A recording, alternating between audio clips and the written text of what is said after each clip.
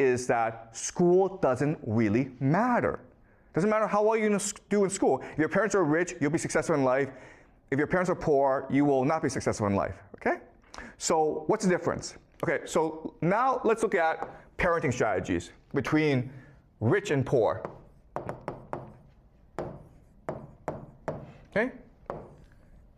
So there are lots of differences, but let's focus on 3 major differences. The first major difference is that rich parents speak to their kids more than poor parents. Okay? High vocabulary, low vocabulary. When rich parents speak to the kids, rich parents will use higher vocabulary, longer sentences. Poor parents will just be no, yes, go away. Okay? Another major difference is in attitude. Okay? So rich parents use a friendly attitude, and poor parents use an authoritarian or command attitude. So for example, if you are a rich kid and you go and touch a stove, okay, and you burn your hand, the rich parent will say, listen, you made a mistake, don't worry about it. Let me explain to you why touching a fire is bad for you. Because you'll burn yourself, and you might have to go to a doctor, and we will feel pain if you hurt yourself, okay? So the rich parent will spend a lot of time explaining to the child why this is wrong and how not to do it again. The poor parent is like, don't you ever do that again or I'll beat the crap out of you, okay? Don't do that. Pretty simple, okay? But as you can understand, the rich kid will understand that the world is safe and that he is respected in this world. Okay? Whereas the poor child will think that the world is scary and he or she must be afraid of adults. And this carries on into school, right?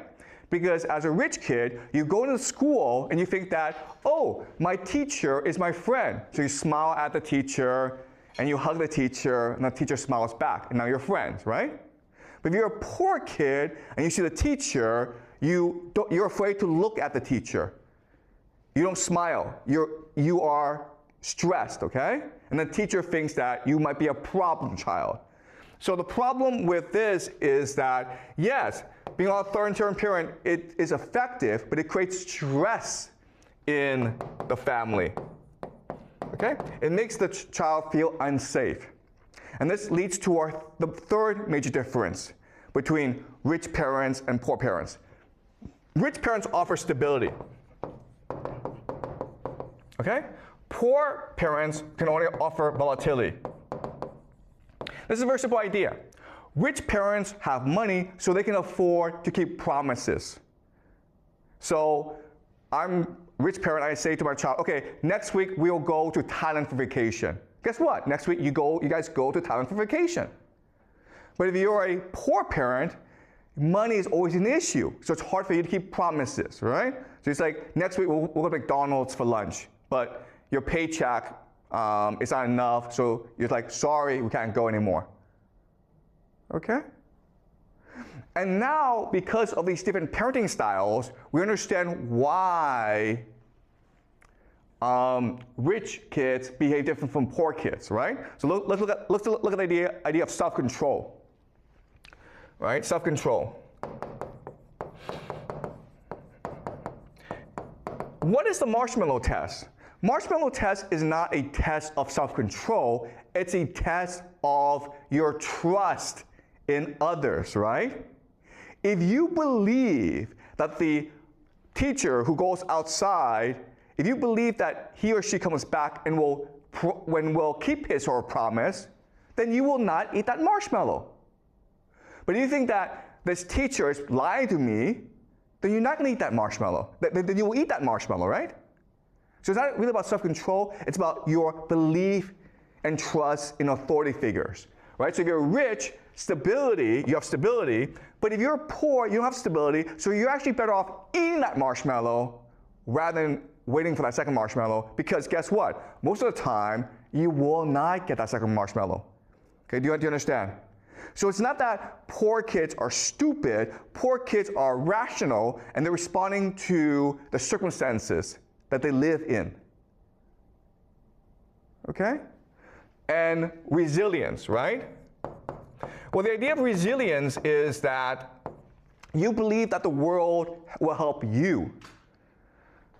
Right? So if you're rich and you believe that everyone helps you, you can be resilient. Because if you fail, someone will help you get up. If you're poor, if you fail, that probably tells you you shouldn't be doing this. Okay? You probably won't succeed doing this. So you don't have much confidence in others. Okay? And the idea of self-assessment, right? Looking inward.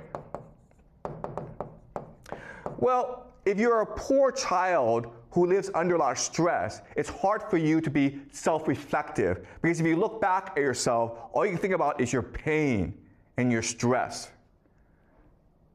Okay? So from these different parenting strategies, we can now explain why different students behave the way they do. This, of course, may lead you to think, okay, well then, rather than construct our schools around self-control, resilience, and self-reflection, we should construct our schools around better parenting skills, okay? Which means that, hey, let's construct schools where kids are exposed to a lot of vocabulary, where teachers are friendly, and where there's a lot of stability, okay? And we've tried this, and it's more effective, but it doesn't really work either. Why? Because the kids come in too late. A lot of their worldview is already established. Then you're like, okay, well then let's change how parents behave. And when you do that, what you recognize is that, nope, you can't change how they behave either. Okay? So no matter what you do, you end up with massive differences between the poor and the rich. The rich stay rich, and the poor stay poor. Okay, so now the question for us is, why is this the case?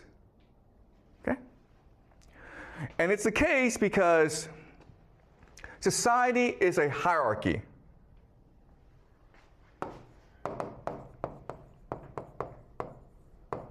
Okay, and the hierarchy is usually divided between the rich and the poor.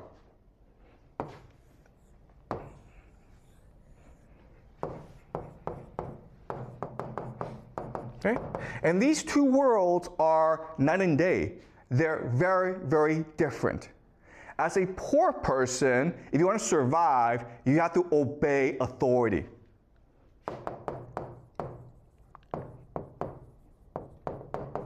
Okay? But if you're a rich person, the way that you get along with others, the way that you maximize your outcome is by negotiating with others. Okay? Negotiating.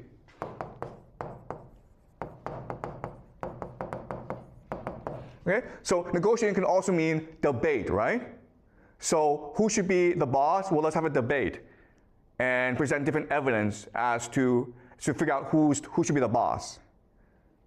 Okay? So negotiation means debate and argument. So this helps us understand why different parents parent their child differently.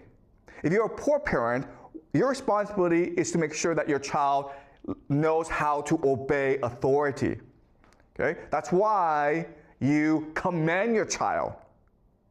But if you are a rich parent, you want your child to be able to negotiate with authority, and that's why you respect your child and you teach your child how to debate, how to argue, how to negotiate with others. Okay? Because they live in different worlds. Another way of saying this is that from day one, rich kids know that they're playing a different game from poor kids. Okay? So let's go back and look at parents. Okay? So poor parents command their child, don't really speak, don't communicate, and don't keep promises, okay?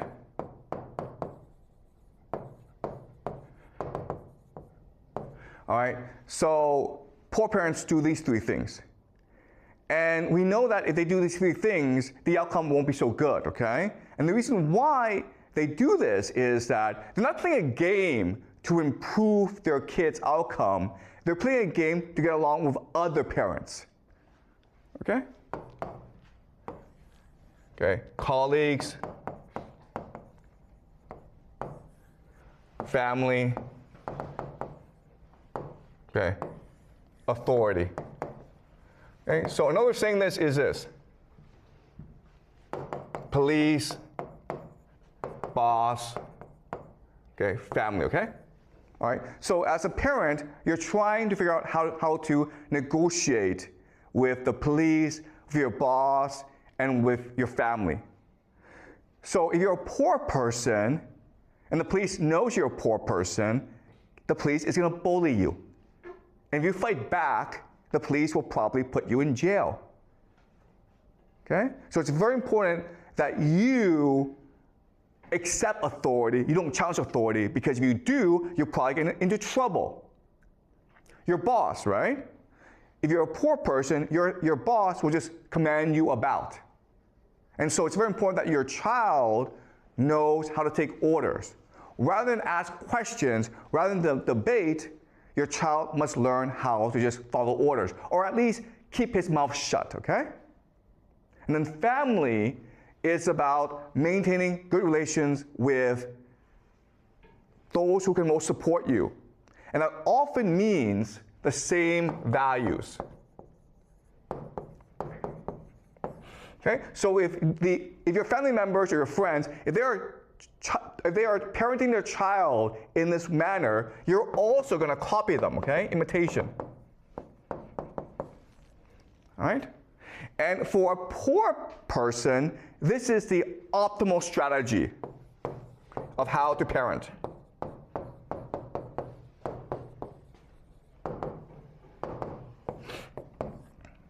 Okay? Does that make sense, guys? Because if you do it another way, okay? If you choose to be a friend to your child, if you choose to communicate, if you choose to keep your promises, then your friends and your family will think that you're doing something wrong. You understand? They won't think, oh my God, you are an enlightened parent who's read a lot of parenting books and great for you. They're gonna think there's something wrong with you. Okay? So let me give you an example of this. So, my wife and I have 3 kids, okay? My parenting style. So my wife and I have 3 kids. And this is how we parent our kid, okay? First of all, we give our child a lot of freedom. So we don't have our kids do activities, okay? We don't have our kids do lots of activities. We don't send our kids to math class. We don't send our kids to swimming class. We don't send our kids to piano class, okay? We just let our kids run around and play. The other thing that we do is we communicate a lot with our child. Okay? Communication. We believe in democracy in our family. If we're going to make a decision together, we want everyone to communicate together. Okay? So a normal Chinese family will just have a very tight schedule, right? And the other thing that we do that's different is we tell stories. The other Chinese families will do math, okay? So